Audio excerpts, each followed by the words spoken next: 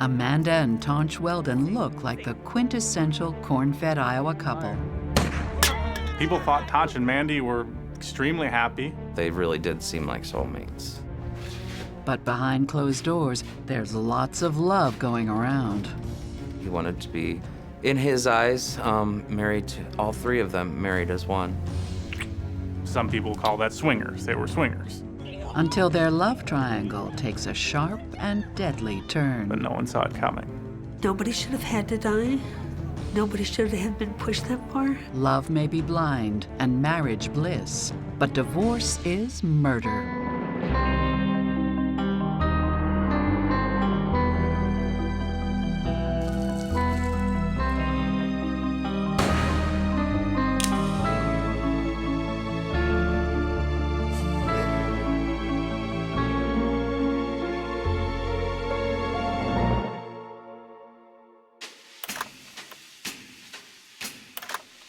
Marengo is a tight-knit farming village on the shores of the Iowa River. 24-year-old Tonch Weldon grows up in this pastoral setting, a typical country boy. He was a guy who liked to shoot guns. He was a guy who liked to drink beer, hunting, fishing, anything. Kind of a scruffy-looking guy, but definitely kind of a tough guy. A tough guy with a softer side. Tonch did all kinds of things from his heart. He did a lot of family things. He was a good kid, you know, and my only child. So yeah, I wanted to tell you that story about last year when I was taking this girl for a walk. Tonch is a good son and a good friend. We partied in the same circles a lot, and he's just such a loyal friend. He was always there.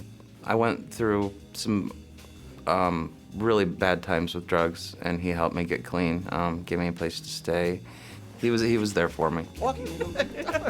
It's at a party where Tonch meets the girl who will change his life.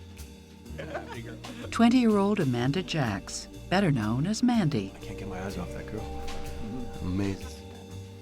Mandy was a very popular person around town. So do you do that? She was a very friendly person, very much like Tonch, in that she made friends in all sorts of circles and was the type of person that could strike up conversations with anybody. Just a very likable, country-type girl. Wow, I'm gonna marry that girl. I don't know how they hadn't met before. She'd probably heard of him. When Tonch saw Mandy, it was, in his eyes, love at first sight. I don't know what it was with her. She was attractive, but other than that, he could never explain it, you know? He loved her, you know? They were soulmates. Oh, I can't get over your eyes. Tonch is a man of his word. They had a great chemistry, and they kind of had a whirlwind courtship. I believe they got engaged and then got married within the year. In fact, they marry just 5 months after they meet, surrounded by friends and family.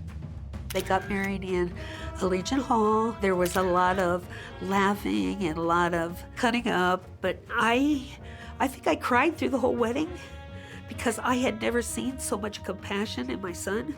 It just radiated from him. We thought Mandy was an awesome person. They were just perfect. Just the aura around them. It was just, you could tell that it was love.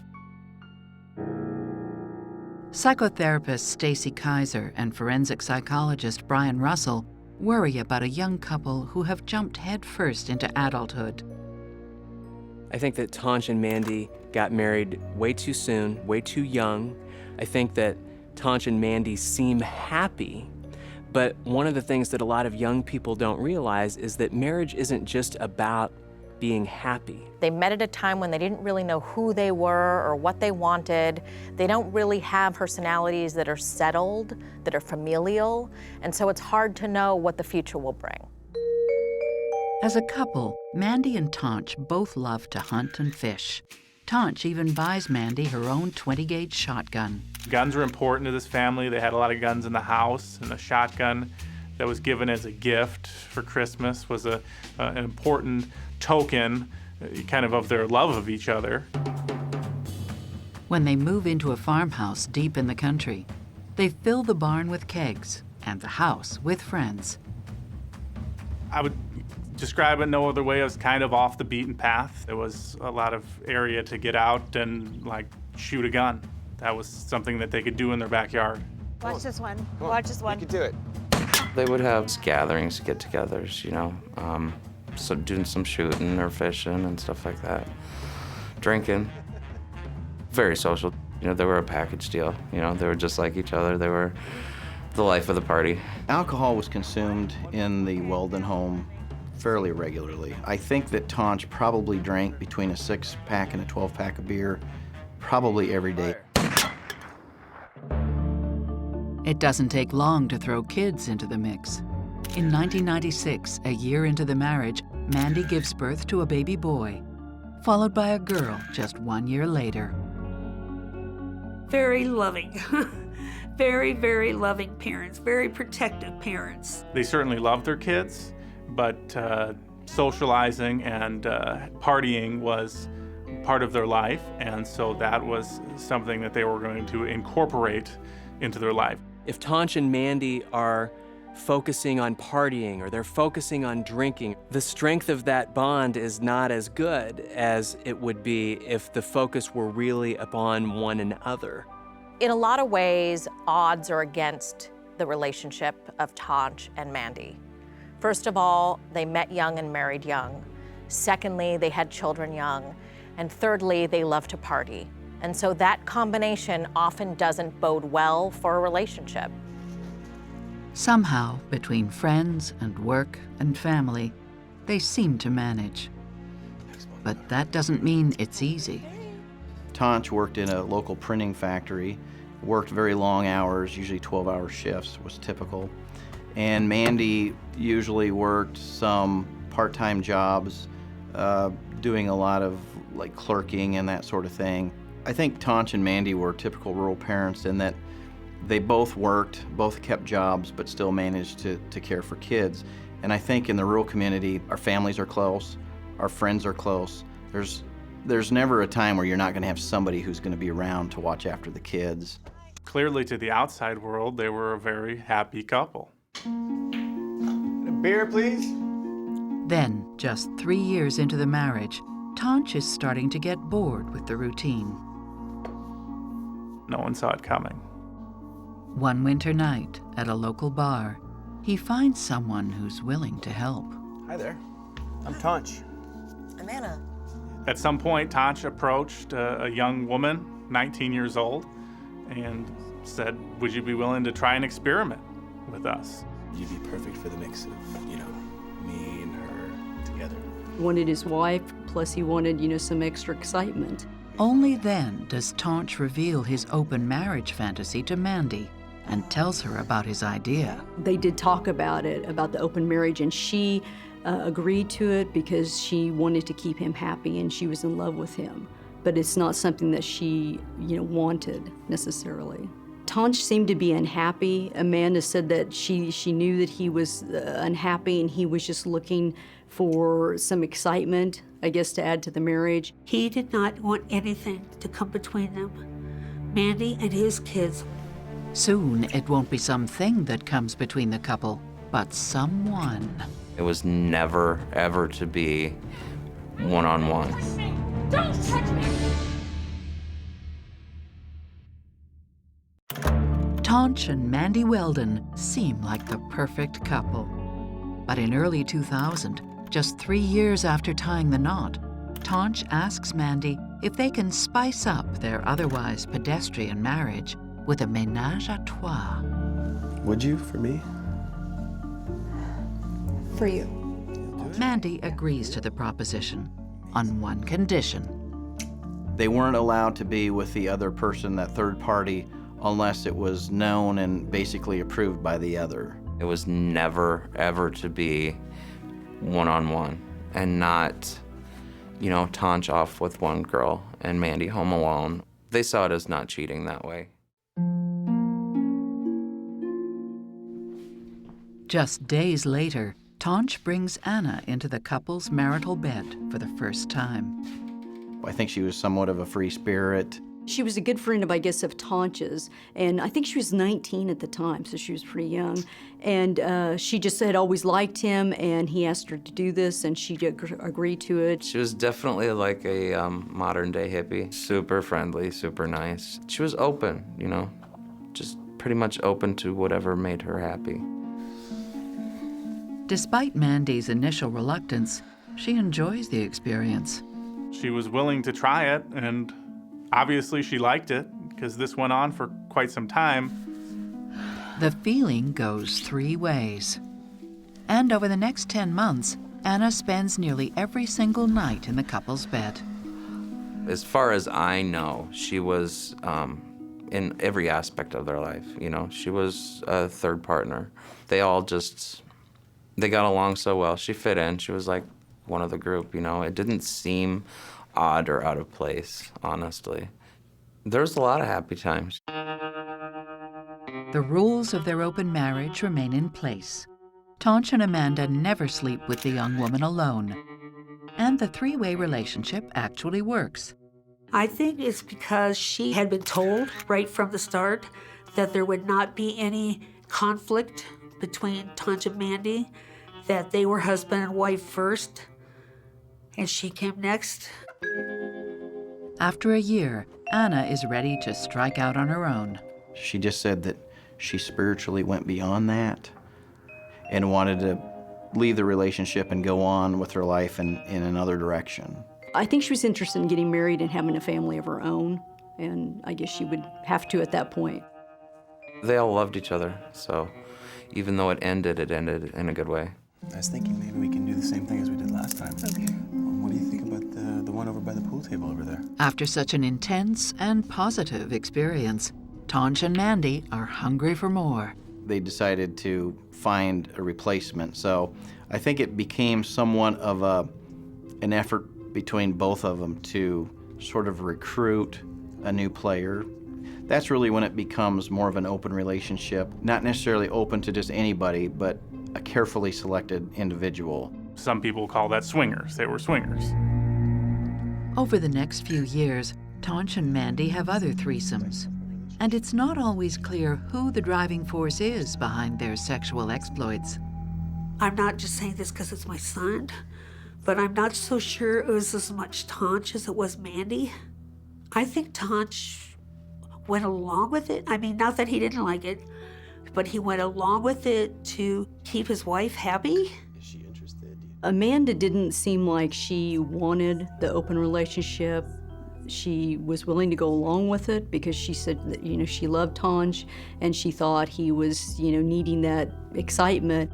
From what I could tell, she was just as eager and open to it as he was. If I take a look at the relationship of Mandy and Tonch and who might be pursuing the swinging and who's happy with it or unhappy with it, at this present time, it looks like it's something that they're both interested in, that they're both pursuing, and that they're both willing to be doing. In any case, to the extent that they made the decision together, Tonch and Mandy may have believed that they were co-equals, bringing in a third party to satisfy their mutual desires.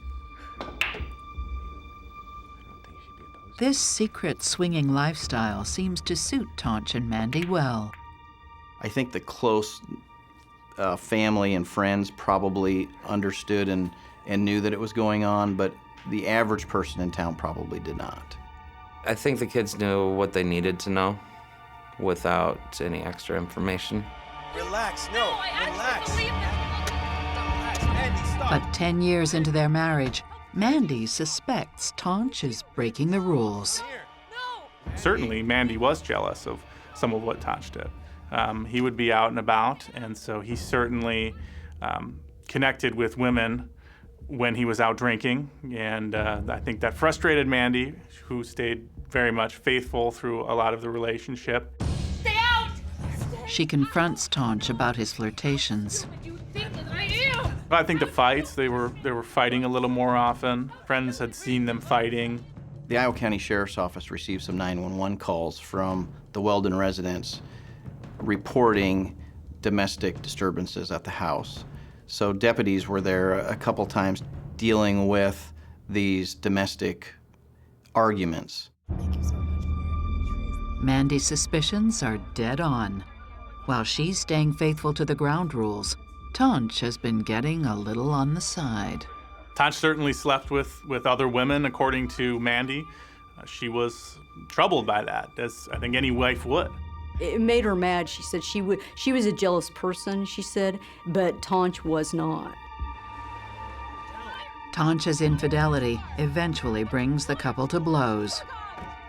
They had went to a Christmas party and everybody had had a few drinks, of course. Don't touch me! We had one rule! There was a point where Mandy and Tonch got into one of their arguments.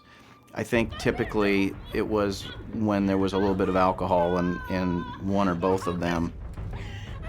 What may have started as jealousy-induced bickering has escalated. Tonch just wanted to have the open marriage. It was just like he felt like he needed that. She wanted not to do it anymore, and he wanted to continue. I don't know what, he said something or wanted to do something, and Mandy got upset, and then she wanted her things her way. An eyewitness hears the commotion and calls the cops.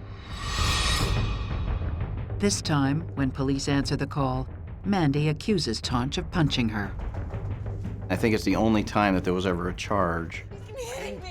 I think when we see that Tonch has actually punched Mandy, I think we can kind of get a taste of the fact that Tonch does lose control, can lose control. For about 2 weeks later, as I recall, Mandy went to the county attorney and wanted to drop the charges, so they probably made up.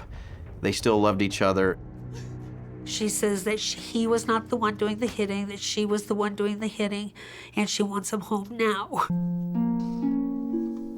Now, with their marriage in trouble, Tonch is hell-bent on finding a new lover, one who will please Mandy. I think Tonch and Mandy's relationship sort of eroded a little bit as they lost their third player. I think it just sort of brought up the restlessness that Tonch was suffering from before he was able to come up with this arrangement. So it became sort of important for him to find a replacement. Finally, Tonch meets the woman he believes will ultimately save their marriage. What's your name? I'm Amy. Amy Gephardt, a 35-year-old who's new in town. She had a different look than what they usually were, the girls that they were usually with, you know. Not quite as feminine. And Amy was an open lesbian, and I think that sort of changed the game a little bit for Tonch. I think I really like you.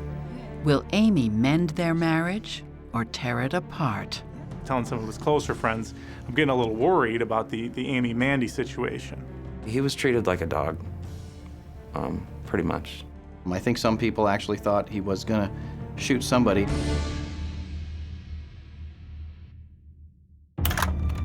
Tonch and Mandy Weldon like to share their marital bed with a third person, with unpredictable results. By 2009, Tonch has not been playing by the rules, and Mandy gets jealous. But they hope that taking a new lover, Amy Gephardt, will bring some harmony back into the household. And the chemistry between Amy and Mandy is palpable.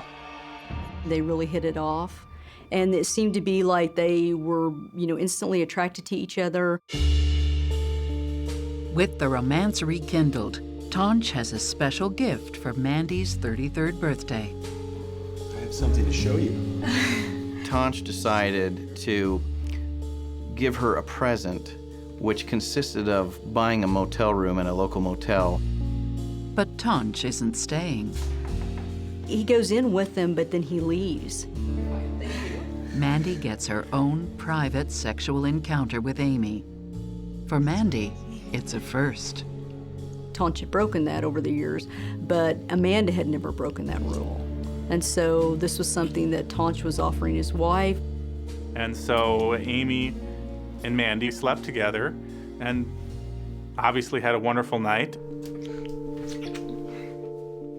As the wonderful nights continue, Tonch joins the party. They start a regular relationship, the three of them. The three-person relationship involving the couple and Amy evolved very quickly because it was something that Tonch and Amanda were used to. It was just different because with Amy, it seemed not so much for Tonch as it did something for Mandy. In just weeks, the three adults are almost inseparable. And just over 1 month after Mandy's birthday surprise, Amy parks her camper in their driveway.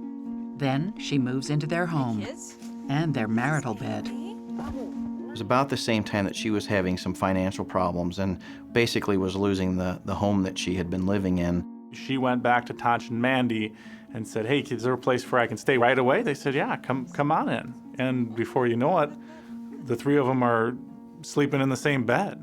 And Amy's part of the family now. And the kids know her, call her by name. She's Amy, you know, she's almost like another parent. Good to see you. Good to see you. Amy is even introduced to Tonch's mother, Barbara. Oh yeah, we met Amy several times, 3 or 4 or 5. As far as to speak to and be around, she was very pleasant. I didn't agree with it. I'll never agree with it. I never said anything, and I wished I had now. They're all adults, and they made their choices. So, I think I told you. Tonch is so pleased with the situation that in April, he wants to make their threesome official. I make jewelry, so he got a hold of me and asked me to make 3 rings, one for him and Mandy and Amy. Amy and Amanda don't know about it. He hasn't told them about it. Tonch wanted to have a ceremony, you know, friends, family, people over to see that this was a serious thing. In his eyes, if this ceremony were to go off without a hitch, they would all be hitched. Obviously, it wouldn't be a lawful marriage, but he wanted to be, in his eyes, married to all 3 of them, married as one. You know, it would have been a symbolic marriage. There's absolutely no way that Mandy, Tonch, and Amy are all equal partners in this relationship. First of all, Mandy and Tonch are married, and Amy is not a part of that. Secondly, they have children together, and Amy is not a part of that. And it's clear that none of them are really thinking in a cool, calm, collected way about what is best for everyone, including the children, especially the children. Well, it's such a pleasure. While Tonch claims his goal is to mark a deepening commitment to both women, friends think he's actually worried about losing one of them. We're gonna have a very nice. Amy is a lesbian. She was an out lesbian. And so certainly over time, she was going to start pulling Mandy away from Tonch. I think it was just inevitable. Later that month, it happens. The 2 women sleep together for the first time when Tonch isn't home. Amy and Mandy were definitely breaking the rules, or that Amy and Mandy were taking a closer bind to each other than they were with Tonch.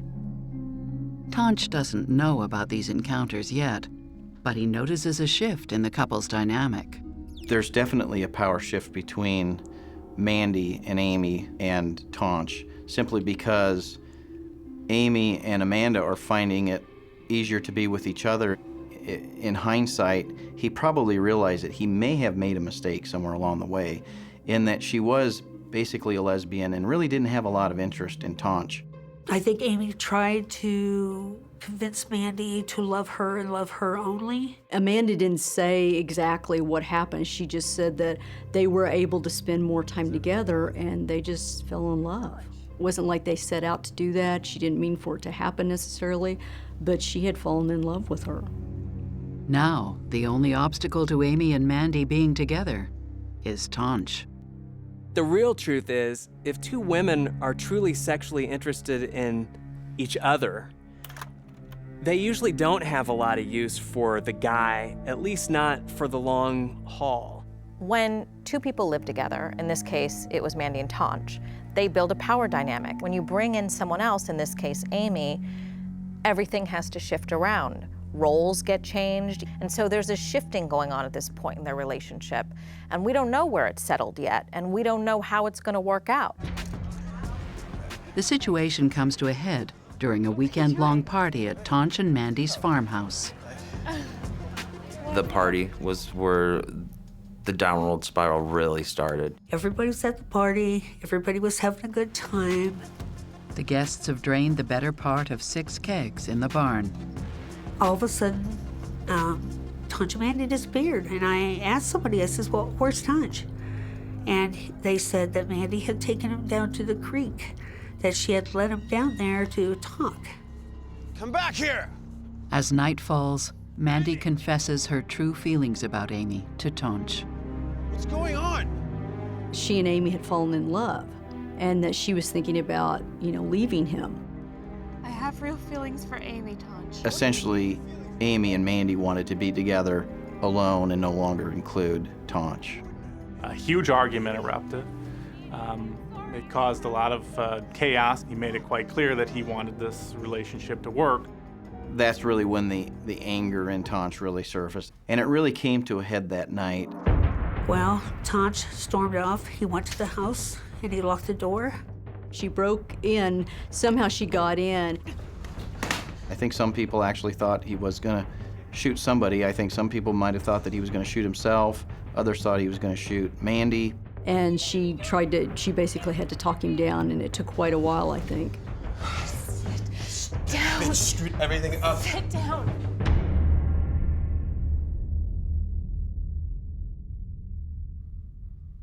Passions simmer down by dawn, when everyone sobers up. When the sun came up, it was like nothing happened. After the party, things returned to normal. Tonch, Mandy, and Amy are, a 3-way couple again, and life is normal. Tonch seems to continue his relationship with Amy and Amanda. He doesn't treat Amy any differently. But beneath the thin veneer of normality, something has changed. Tonch tells friends and family that the girls are turning against him.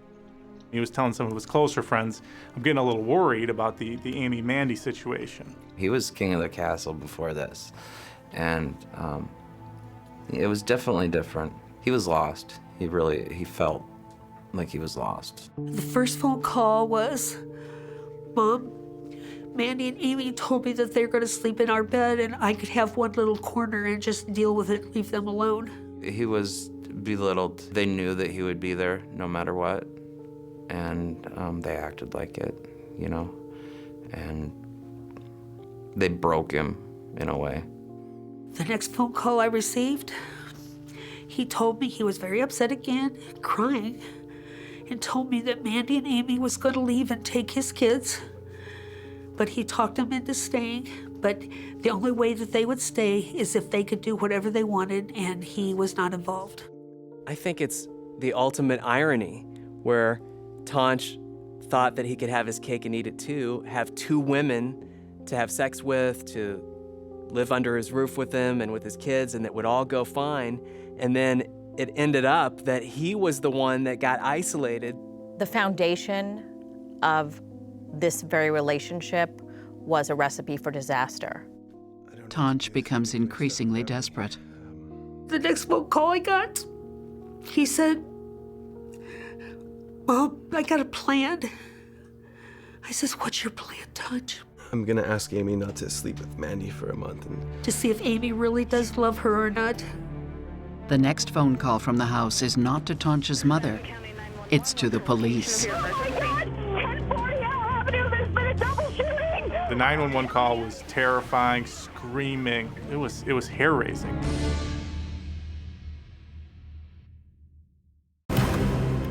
Tonch and Amanda Weldon invite Amy Gephardt into their home and their marital bed. But Amy is not the solution to their marital problems. Far from it. On a June afternoon, a frantic woman phones Iowa County's dispatch service to say there's a shooting in progress. 911, what's the location of your emergency? Oh my God! 1040 Avenue, there's been a double shooting! Ma'am, I need you to calm down. What is the address? It's a female just screaming for somebody to get here right away. The 911 call was terrifying, screaming. It was hair-raising. It was very difficult for the dispatcher to really figure out what really had happened. When deputies pull up to the property just before 5 p.m., they face a grisly scene. It was my first homicide that I ever dealt with personally. It was certainly the first time for my responding officers as well. Tonch is lying in a pool of blood just inside the doorway. Most of his jaw is missing. I saw Tonch laying on the floor in what appeared to be suffering from a very severe injury to his face.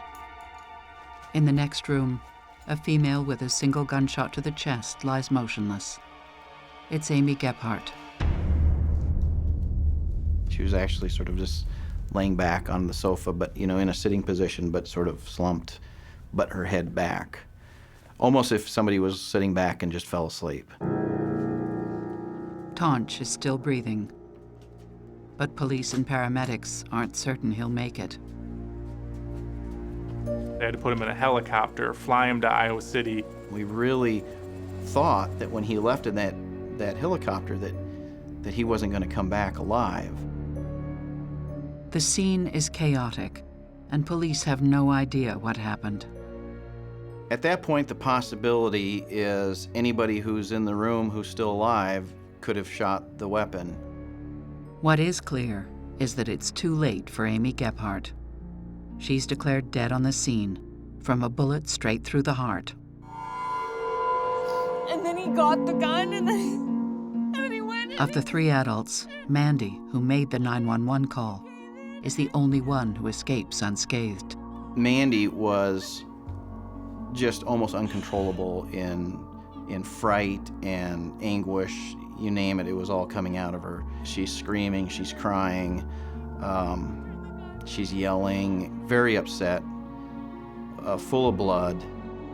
It could have been Mandy, it could have been Tonch, it could have been a person that was no longer there. I really didn't know. I just knew that we had a homicide.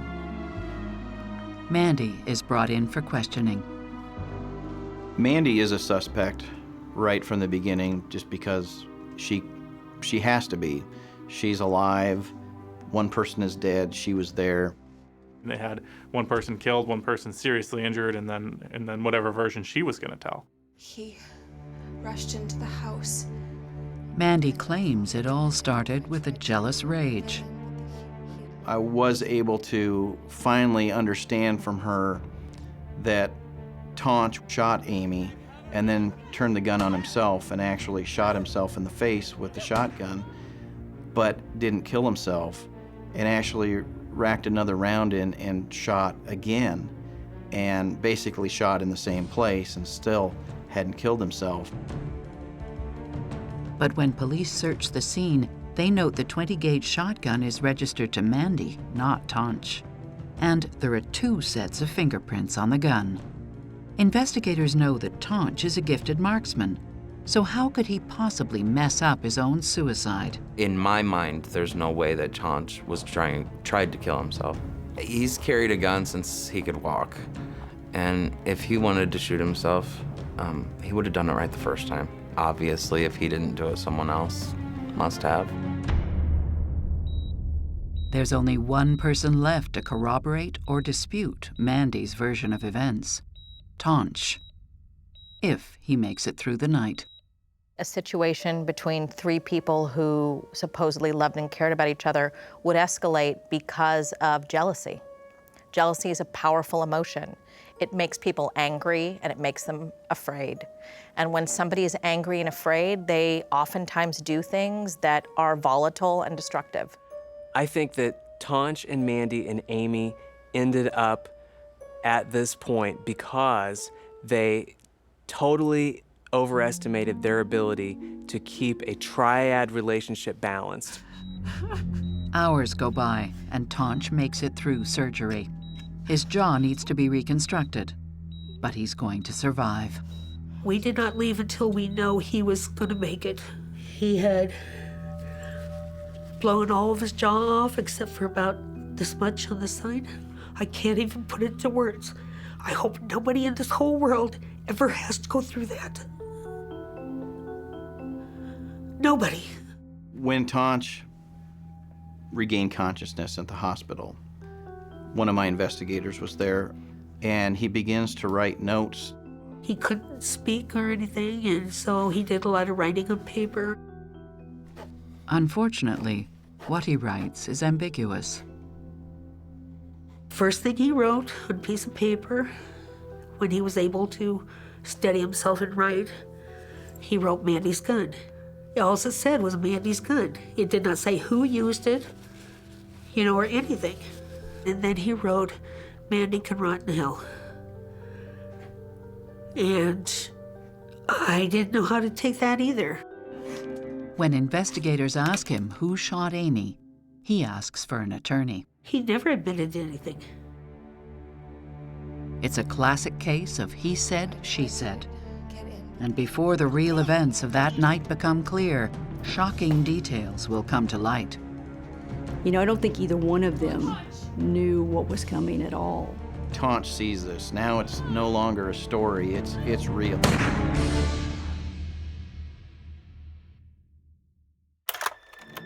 The relationship between a married couple and their lesbian lover ends in tragedy. Amy Gephardt is shot dead. Tonch Weldon is on life support with his jaw blown off, which his wife Mandy claims is a result of a botched murder-suicide. When we processed the scene, we found that there were 3 rounds of shotgun fired. One of the shells was used to shoot Amy. The other 2 were directed towards Tonch. We found the holes in the ceiling where those stray shots that had hit him in the face had gone up through the 2-story house into the ceiling. While the murder weapon belongs to Mandy, there are 2 sets of fingerprints on the gun, Tonch's and Mandy's. So who fired the fatal shot that killed Amy? And who shot Tonch? It was determined that the fingerprints that were left there by Tonch were left there in the same fashion that you would expect them to be left by a person who was holding and controlling and firing the weapon. Mandy's fingerprints tell a different story. The fingerprints that were left there by Mandy were in the wrong direction. She was actually pulling the gun away from Tonch, trying to stop him from firing the weapon again, and it was completely consistent with the story that she had given us. Tonch is charged with Amy's murder as police piece together the events of June 7th, 2009. Tonch had some friends over, got off work around noon, and went down to shoot some guns with his buddies. They were drinking beer. There were empty kegs in the nearby barn. Amy and Amanda came back. They had been out of town seeing some family. Obviously, when they were gone, some agreement had been struck between Amy and Amanda to confront Tonch about this. And almost right away, Amanda went down to tell Tonch that Amy and she were going to leave him. But they were going to move into Amy's camper, and they were going to move away from Tonch. Tonch sees this. Now it's no longer a story, it's real. He's seeing it unfold. Mandy, I'll change.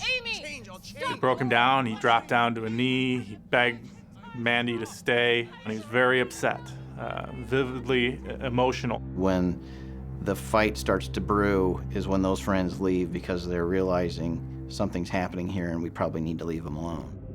Tonch is furious. He storms out of the barn and into the house to confront Amy. And abruptly, Tonch got up. He went in the house. He closed the door, locked the front door. Mandy tries to follow Tonch into the house.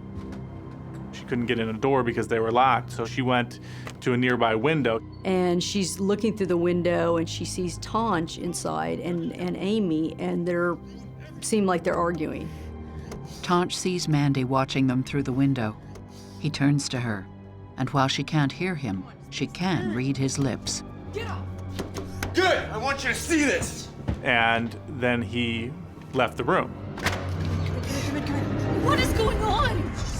Had it gone the other way around, that she opened the window and came out, rather than having Mandy come in to continue the discussion and the confrontation, may have been a different story. I don't think that Amy knew the danger of it. I don't think either one of them knew what was coming at all. When Tonch returned, he had a gun. It's Mandy's gun, cocked and ready to fire. Tonch? Now Tonch has something else to say. And this time, Mandy can hear his words crystal clear. I can't have it, neither can you! He shot her directly in the heart and just exploded her heart with a shotgun. It just goes crazy, and then Tonch takes the gun and shoots himself in the jaw. Does it again. This is while she's trying to basically fight the gun out of his hand.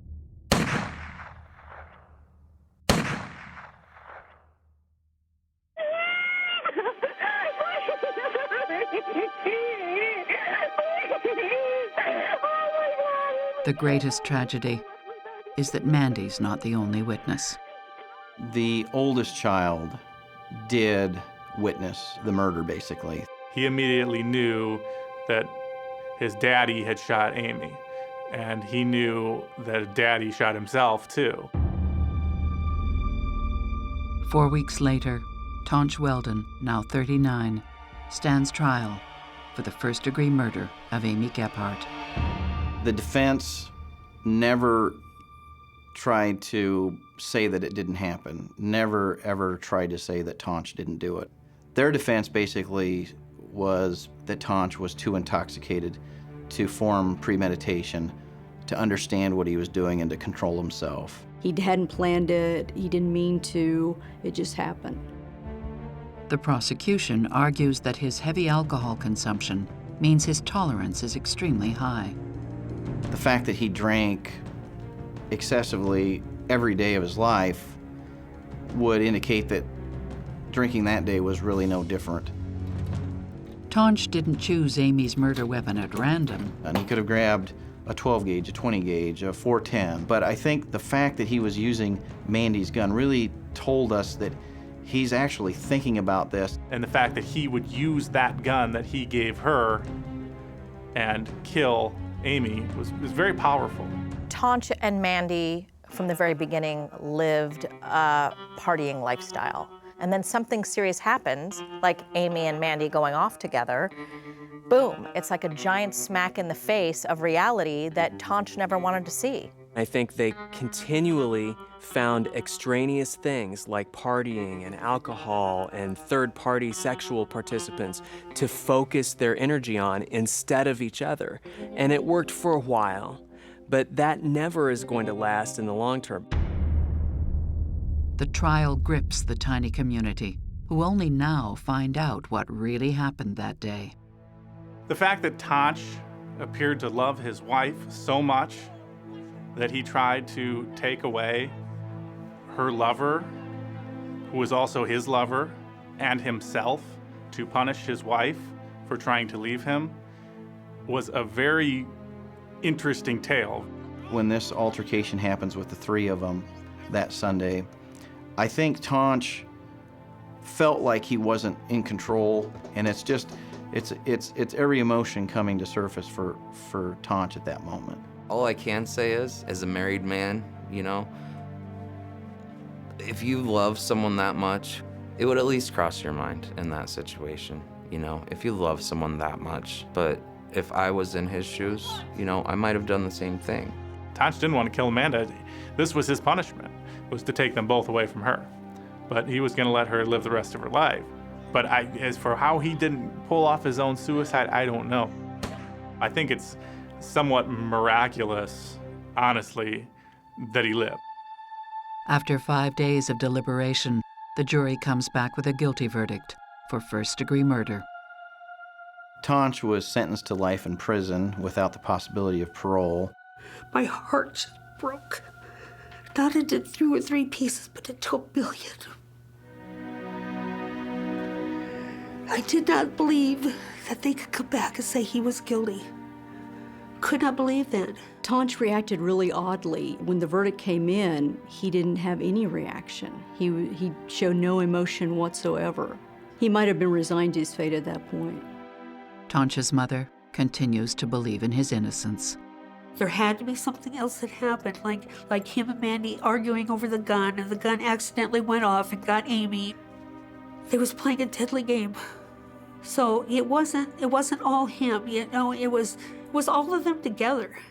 What strikes me about this story is how truly sad it is, because for a couple that started out only seeking what they viewed as happiness and joy, there is no one that is ultimately happy. What happened here is Tonch's own sexual greed, so to speak, ended up coming back to bite him, leaving him feeling betrayed and angry and hell-bent on making sure that Mandy and Amy didn't get to have happiness to the exclusion of him.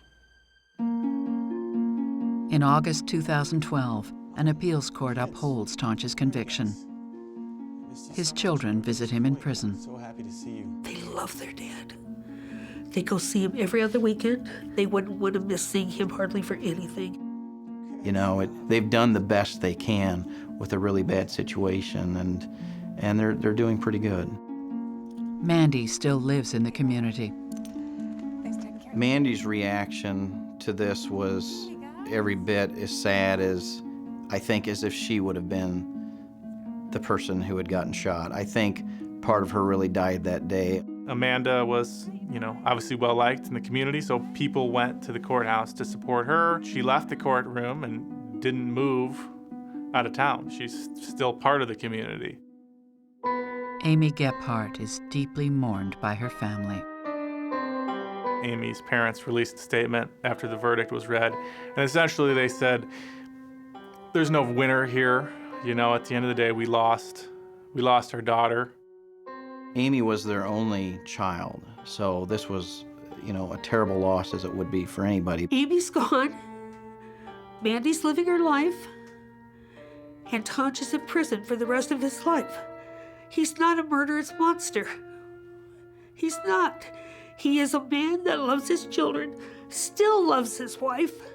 He tells me that all the time. He says, Mom, I do not know how to stop loving her.